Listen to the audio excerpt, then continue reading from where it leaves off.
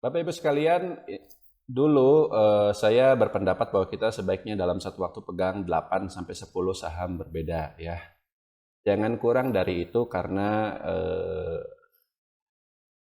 ya risikonya gede ya. Gimana misalnya kita kan sering nih ada investor pemula itu all in ya, hanya di satu saham gitu ya. Ya mending kalau dia naik, kalau jeblok gimana? Habis duit kita kan seperti itu. Ya. Tapi kemudian jadi karena itulah saya nggak pernah all in di saham-saham baik itu di Indonesia maupun di Amerika Serikat. Nggak ada itu 100% dana kita hanya di satu saham gitu, atau bahkan dua saham, enggak. Tapi kalau misalnya kita menyebar terlalu banyak sampai 10 saham, ya ini balik lagi ke pengalaman, ya ternyata hasilnya pun memang nggak maksimal, Pak Dani. Karena apa? Satu, perusahaan yang benar-benar bagus, nggak cuma di Indonesia loh, di Amerika Serikat pun jumlahnya terbatas. Di Amerika Serikat pun jumlahnya terbatas. Saham itu kan kita lihatnya dari dua sisi. Tidak hanya dari potensi profit, tapi juga dari risiko terjadinya kerugian. Saham dengan potensi profit ratusan persen, tapi di sisi lain bisa jeblok sampai duit kita habis. Ya itu nggak bagus dong. Yang kita cari adalah saham yang bisa profit 100%, 200%, tapi risikonya pun, ya kalaupun dia turun, kita masih bisa cut loss di 5%, 10%. Dan saham seperti itu jumlahnya sedikit. Jadi kalau misalnya kita cuma ketemu 5 saham, ya ngapain kita beli saham nomor 6 yang tidak masuk kriteria risk and reward yang bagus itu tadi, ya kan? Ya udah cukup 5 aja gitu, seperti itu. Kemudian kedua, saya kan baca-baca lagi pada nih annual letter dari Warren Buffett waktu dia masih kelola dana kecil, meskipun dana kecil di sini harus pakai tanda kutip, di tahun 60-an, di tahun awal-awal Berkshire Hathaway. Ya, waktu Warren Buffett juga masih muda, masih umur 40-an. Nah, waktu itu ya, ternyata Pak Dani, Warren Buffett itu pegang saham itu memang sekitar belasan, antara 10 sampai 20. Lebih dari 10 tapi kurang dari 20 saham dalam satu waktu. Tapi 70% portofolionya itu seringkali terkonsentrasi hanya di 3 saham berbeda. Jadi misal Warren Buffett ini pegang uang $100, ya. Maka $70 diantaranya itu hanya di 3 saham. $30 sisanya baru dibagiin yang kecil-kecil seperti itu.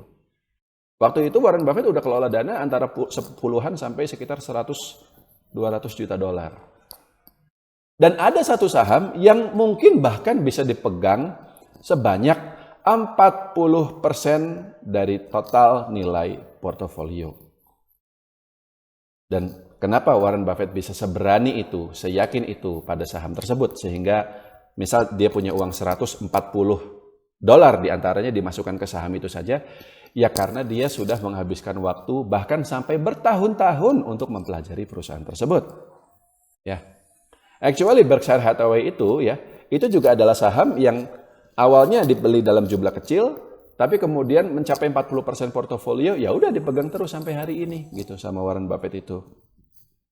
Tapi proses dari pertama kali beli sahamnya sampai akhirnya sekarang perusahaannya dikendalikan oleh Warren Buffett. Jadi Warren Buffett itu pertama kali beli saham Berkshire Hathaway itu tahun 1962 dan dia menjadi pemegang saham pengendali di perusahaan Berkshire Hathaway pada tahun 1969.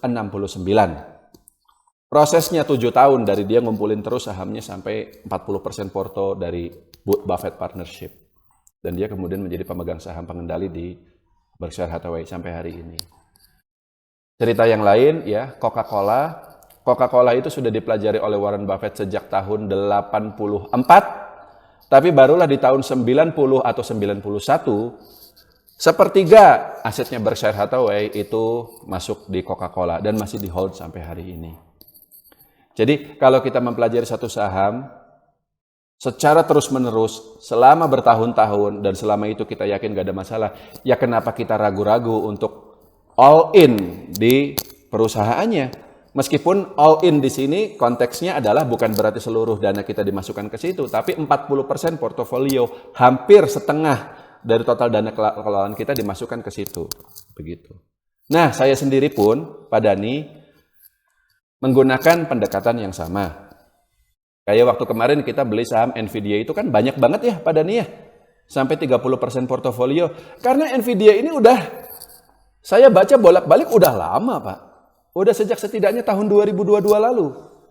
Saya udah pelajari gitu. Jadi nggak ada saham yang kita beli itu yang baru kita ketemu hari ini, langsung kita all in di situ. Enggak. Gitu. Tapi sudah kita pelajari. Kalau kita yakin karena hasil pengamatan dan pembelajaran selama bertahun-tahun itu tadi, ya kenapa kita tidak berani untuk beli sahamnya dalam jumlah yang lebih banyak gitu. Nah, dan kalau misalnya kita sahamnya duit kita 100, 40%, 40 rupiah masuk ke saham Nvidia misalnya, sisanya kan 60 lagi, saham lain dapat dananya 30, 20, ya berarti total saham yang kita pegang ya cuma 4, 5, sampai 6 saham aja kan, begitu. Dan ternyata sejauh ini strategi seperti itu lebih efektif ya dalam menghasilkan keuntungan seperti itu daripada dana kita disebar ya, sehingga kalau ada yang benar-benar bagus harga sahamnya naik banyak tapi karena kita pegangnya cuma sedikit ya keuntungannya jadi sedikit juga gitu, seperti itu. Cukup Pak Dani?